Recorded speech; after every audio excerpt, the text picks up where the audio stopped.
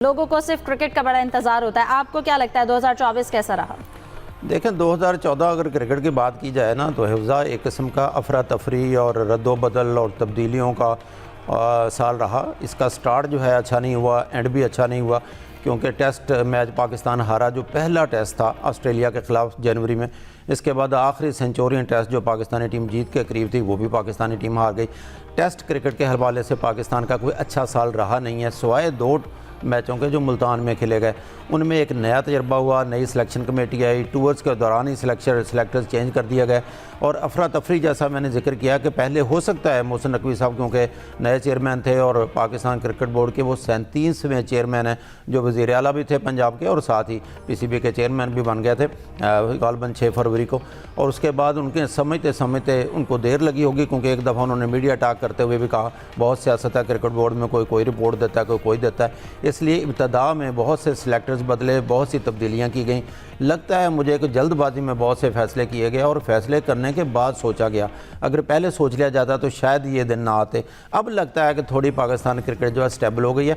जब नई selection committee आई, याकूब जावेद, अलीम डार, इन सबको क्रेडिट देना चाहिए, अज़हर अली, असद शफीक, उन्होंने अपनी पिचेज़ के हवाले से खूब इस्तेमाल किया मुल्तान में और फिर रावलपिंडी में, और इंग्लैंड को पाकिस्तान ने शिकस्त दी 2 टेस्ट मैचों में। वो कहना चाहिए कि बहुत ही खुशकुन लम्हात थे पाकिस्तान के लिए। इसके अलावा जो चेंजेस आती रहीं रफ्ता रफ्ता, और सबसे बड़ा डिबेकल तो वर्ल्ड कप में हुआ, क्योंकि पाकिस्तान पहले अमेरिका से हारा सुपर ओवर में, और उसके बाद जो इंडिया से पाकिस्तान मैच हारा उस पर तो मेरा ख्याल है पूरी कौम को भी बड़ा दुख हुआ।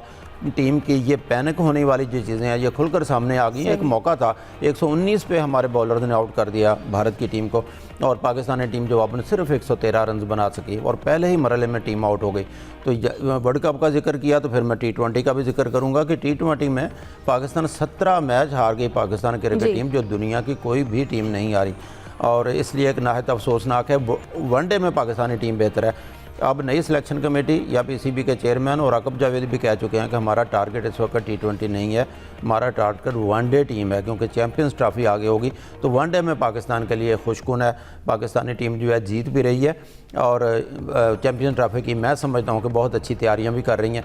इस दौरान एक साल में एक और बड़ी चेंज आई कि जहाँ पे कोचेज़ तब्दील किए गए, गैर मुल्की कोचेज़ गैरी क्रिस्टन, गिलेस्पी जो है नाखुश भी गए, वहाँ पर कप्तानों में भी तब्दीलियाँ आई और मोहम्मद रिजवान को बना, सलमान आगा को भी मौका दिया गया T20 में कप्तानी का। बिल्कुल, हम इसको जैसे आपने कहा कि T20 की बेहतरीन हमारी टीम थी, और लेकिन अब कहा गया कि वनडे पे फोकस करते हैं। सलीम खालिक साहब ने भी हमें ज्वाइन कर लिया है। सलीम खालिक साहब, आपसे जैसा कि मैंने पहले भी सवाल किया कि साल 2024 काफ़ी खेल के लिहाज से किन चैलेंजेस का सामना रहा पाकिस्तान क्रिकेट को?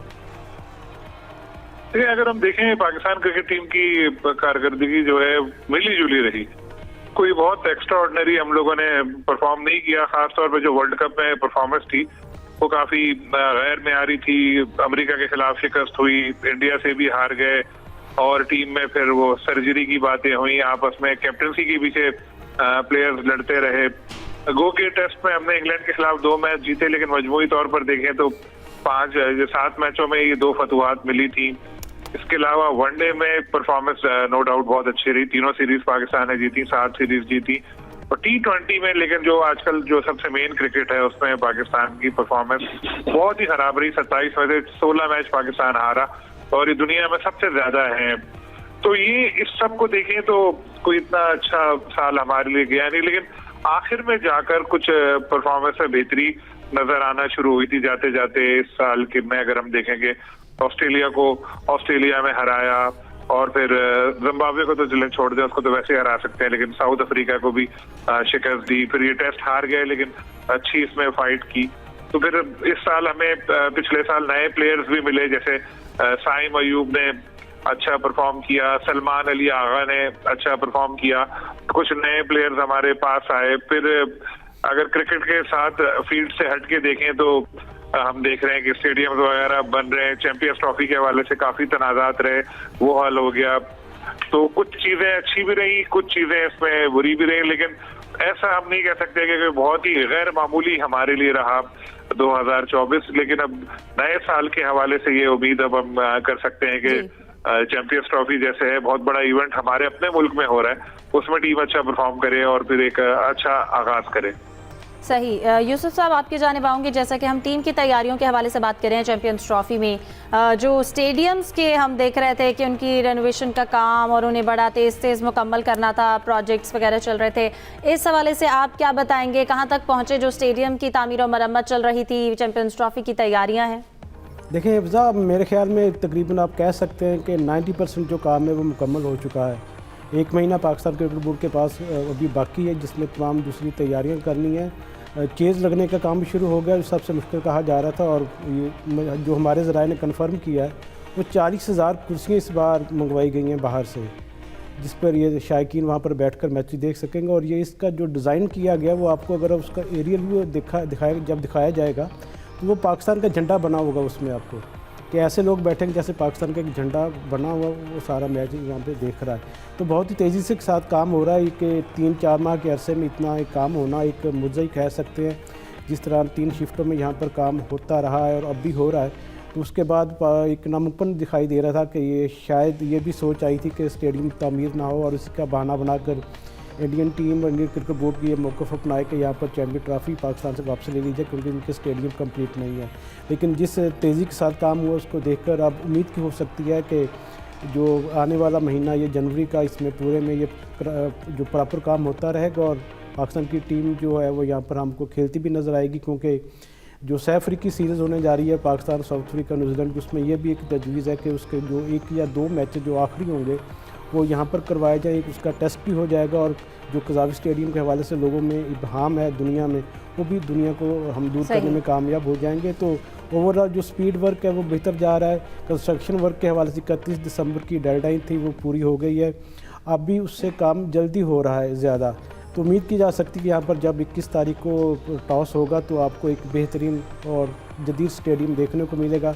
फैंस के लिए बहुत ज़्यादा सहूलियत इसमें रखी जा रही है, उनकी आसानी पैदा की जा रही है कि वो ज़्यादा से ज़्यादा बेहतर व्यू के साथ इन मुकाबलों को देख सके। तो मजमूई तौर पर पाकिस्तान के लिए यकीनी तौर पर ICC चैम्पियन ट्रॉफी अच्छी होगी। और क्योंकि पाकिस्तान के जो मैचेस होंगे वो लाहौर, कराची, पिंडी और फिर एक मैच उसका दुबई में इंडिया के साथ है, तो पाकिस्तान की टीम को हम फेवरेट के तौर पर भी देख सकेंगे। सही। जाहिद साहब, आपकी जानिब आऊँगी। कहिएगा, अब हमने 2024 में जो चैलेंजेस थे उनका सामना किया, लेकिन हमें अब 2025 के लिए तैयार होना है। 2025 में जो इवेंट आ रहे हैं, सबसे पहले चैंपियंस ट्रॉफ़ी और उसके बाद जैसा कि यूसुफ ने भी जिक्र किया सहमुल की सीरीज़ है। तो आपको क्या लगता है हमें वो मज़ीद कौन कौन से ऐसे पॉइंट्स हैं, ऐसी जगह हैं जहाँ पर बेहतरी आनी चाहिए और नए साल में हमें उन चीज़ों को बेहतर करना है?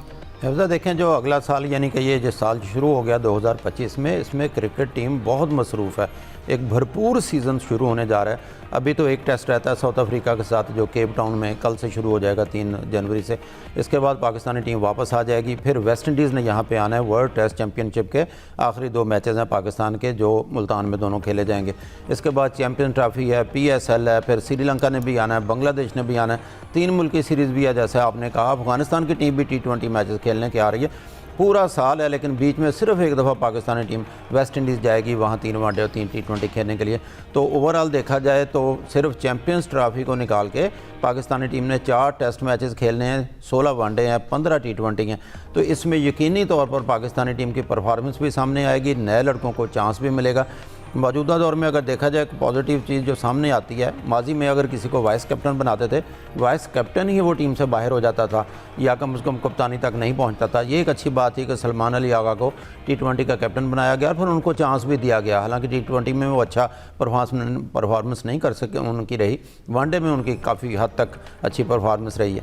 तो अब एक मौका होगा चैम्पियन ट्रॉफी से पहले भी, क्योंकि 3 मुल्की सीरीज़ में न्यूजीलैंड आ रही है, साउथ अफ्रीका हो रही है, फिर आपको पता अब साउथ अफ्रीका के साथ पाकिस्तान का बहुत ही कांटे के मैचेस हो रहे हैं, जैसे कि इंडिया और ऑस्ट्रेलिया के वहाँ पे हो रहे हैं, स्लेजिंग भी हो रही है, प्लेयर्स एक दूसरे को आंखें भी निकाल रहे हैं, उसमें दिलचस्पी भी डाल रहे हैं। हाँ, अलबत्ता T20 क्योंकि इस साल काफ़ी मैचेस 15 खेले जाने हैं, उस टीम को बहुत बेहतर बनाने की ज़रूरत है। अगर देखा जाए तो T20 में अब हार्ड हिटर्स की ज़रूरत है। अब वो ज़माने गए जब 40 और 45 रन पावर प्ले में बनते थे, अब टीमें 70+ रन बना रही हैं। तो गोया कि ना सिर्फ ये है कि एक किस्म के मजबूत लंबे कद के और मजबूत जिस्म की भी ज़रूरत है हमारे प्लेयर्स को, जो लंबी हिटें लगा सकें। इसकी काफ़ी कमी है पाकिस्तानी टीम में। बिल्कुल, 2025 में कई ऐसी चीज़ें हैं, ऐसी पॉइंट्स हैं जिन पर काम करने की ज़रूरत है। यूसुफ, आप कहिएगा इस हवाले से आपको आपको क्या लगता है कि आने वाले साल में अगर हम नए टैलेंट की बात करें तो कितने चांसेस हैं कि कितना नया टैलेंट जो है वो सामने आ सकता है? देखिए हिफ्ज़ा, 2024 में तो सऊद शकील ने टेस्ट मैचेस में सबसे ज़्यादा रन किए, उसके बाद वनडेज मैच में साइम अयूब एक स्टार के तौर पर सामने आए। लेकिन T20 में अभी तक हमारे पास कोई ऐसा बड़ा नाम सामने नहीं है जिससे हम तवक्कुआत वाबस्ता कर सकें। इस साल भी बाबर आजम ने सबसे ज़्यादा स्कोर किया, उसके बाद सलमान अली आगाज़ में कुछ हमें दिखाई दे रहा है करंट के वो शायद कुछ बेहतर कर पाए अपनी परफॉर्मेंस को। लेकिन 2025 में हमें फ़खर जमां की बहुत ज़रूरत होगी। वो एक ऐसे प्लेयर हैं जो पाकिस्तान टीम की कामयाबियों में किरदार अदा कर सकते हैं, माजी में उन्होंने किया भी है। लेकिन सबसे जो परेशानी की बात मुझे दिखाई दे रही है बतौर जर्नलिस्ट, शाहीन शाह अफरीदी और नसीम शाह। आपको याद होगा कि नसीम शाह ने टेस्ट क्रिकेट से अपने करियर का आगाज़ किया, उसके बाद उन्होंने वनडे और T20 में अपनी सलाहियतों का मुजाहरा किया, अपनी परफॉर्मेंस को साबित की। लेकिन 2024 में उनकी परफॉर्मेंस सबसे मायूस कुन रही है, उतनी अच्छी नहीं रही है। जाहिद साहब, आप शॉर्ट कमेंट कीजिएगा, आपको क्या लगता है T20 के हवाले से नया टैलेंट आना कितना ज़रूरी है? देखें, बहुत ज़रूरत है। जैसे पहले मैंने कहा कि हार्ड हिटर्स की ज़रूरत है, और यूँ कहना चाहिए सादा मिसाल में कि जैसे मौत का कुआं होता है जिसमें मोटरसाइकिल चलाते हैं, अब वो ज़माना है T20 का। वनडे क्योंकि स्किल्स की ज़्यादा ज़रूरत है, टेस्ट के करीब है, पाकिस्तान उसमें बहुत बेहतर है, लेकिन T20 में हार्ड हिटर्स की ज़रूरत है, पावर हिटर्स की, जो PCB ने कहा जा रहा है कि अब्दुल रज़ाक को ये मिशन भी सौंप दिया है। बिल्कुल, T20 में आगे आने की बहुत ज़रूरत है। 3 साल पहले हमने भारत को T20 में शिकस्त दी थी और हम नंबर 1 टीम थे। हमें पाकिस्तान को फिर से उतनी तेज़ क्रिकेट खेलने की ज़रूरत है।